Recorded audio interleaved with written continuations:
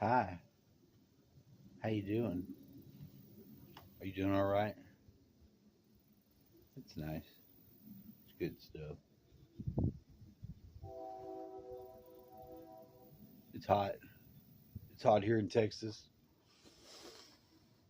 I'm trying to think of any stories I could think to tell about that happened when I was younger.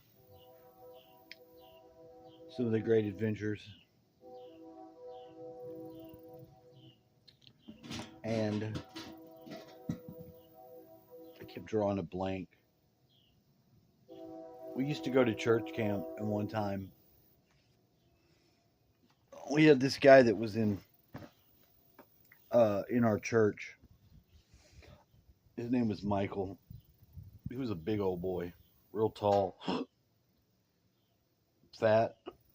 We called him Big Hungry. He kind of looked like Grimace. He looked a little bit like Grimace does when you see Grimace. And when we went to this church camp, what we did was make out with chicks. We did drugs. We smoked out at the gazebos.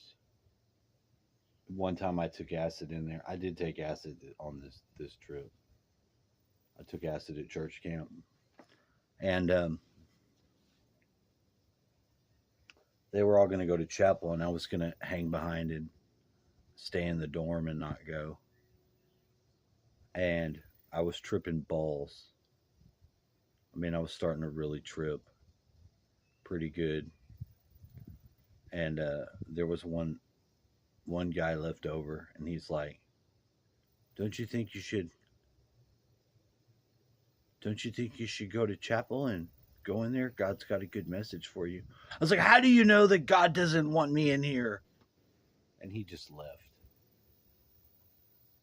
He just left. I took Big Hungry had a some sort of really gay ass set of blankets. I don't know if it was like He Man or maybe it was the Ninja Turtles. Who knows? Something stupid. And I put his bed on the roof and made it like it appeared to us inside the dorm, so you could see his gay ass bed sheets because the little tabernacle area or what have you was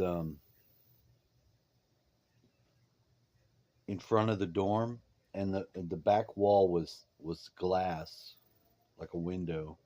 So the preacher would be looking out, and he would be able to see on the roof this mattress made up. And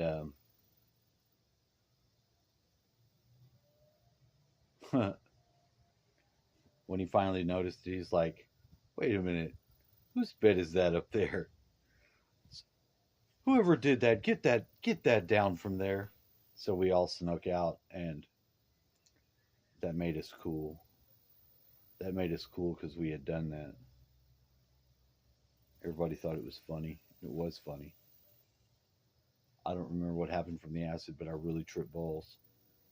I was really grappling with Satan, as you do. I mean, why not? Today's day is going by real slow. Oh my god, I'm so sorry. It's sucking. Kitty cat. Annoying cat inside the house. So fucking annoying. I just want to strangle him. I do. Um,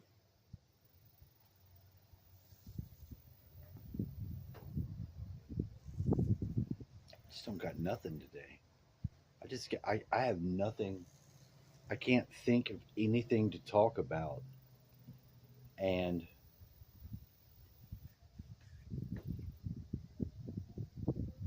when I'm not recording, I've got all kinds of ideas. You know, every 5 minutes I've got an idea of something that I want to talk about.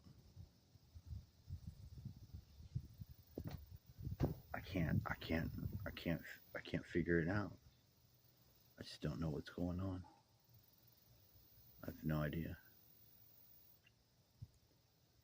I've been looking for some Zeth shows to see. I watch the Zeph Report, or I used to. And I think of all these channels that I used to watch that aren't there anymore. And there used to really be some good ones. They're just gone. One time, we were all fucked up on coke. Me and my friend Victor, we would play guitar. He was my first roommate, and we went over to this guy Juan's house to get some weed, and some other guy came. I don't remember what this dude's name was, but he had a problem with me and he had a problem with someone else. But I didn't ever interact with him. It was just I was one of the friends of one of these people that he was beefing with, and he was all drunk. And he hit me. And I'm on cocaine, and he was drunk. And I just pieced into his ass, knocked him on the ground, fucked him up. And then people started chasing us. I got in my car to take off. Somebody's foot was underneath my wheel. I peeled out. The guy broke his foot. I took off and had to find a place around the corner to park. And they all passed us. They weren't able to catch us. But it was just so wild. It was just so fucking wild. You ever have those times that are just so fucking wild?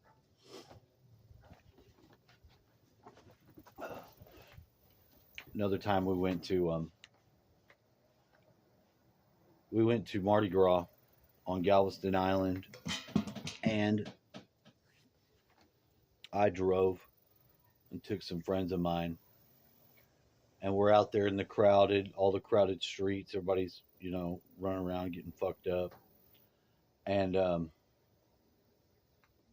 we went around the back of one of these churches, and where they had the air handlers condenser, they had a little wall in that area. So we went in there and we got smoke. We were smoking some weed, getting high, and we started hearing these firecrackers, pop, pop, pop, pop, and went back out there. People are running around, and I find my neighbor Marvin Tang, and everybody's scattering, and he's just standing there tripping balls on acid. So I was like, Marvin, come with me, come on. Got into my car. So my car was completely full up at that point. This guy came to the window of my car. He peeked in. He's like, I need to get a ride to 7th Street. I'm like, dude, I'd give you a ride. I was like, but I just found my buddy and I'm completely full. There's no space. And he's like, all right. We went home. We went back to Houston. And there was a shooting. The guy that wanted to get dropped off at 7th Street got arrested on 7th Street. That guy was the fucking shooter. He was trying to get a ride in the car to escape with us. And just by chance, we were filled up. So it's funny how chance intervenes in your life in different ways and times that you don't always realize.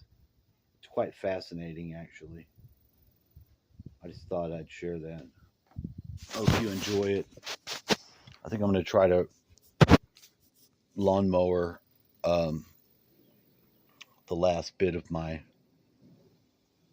gas out of my lawnmower, see what I can get mowed. And that would be pretty spectacular. Other than that, I'm just going to share this up. I'm not going to edit or do anything. I've been trying to get all my shit in order, and this guy ignored me today. He didn't call me when I asked him the next step to do, so I'm kind of bummed out on what to do and what I can do. So, but that doesn't never last very long with me. I usually shake it off pretty quick. Anyway, y'all stay blessed. Have a nice day.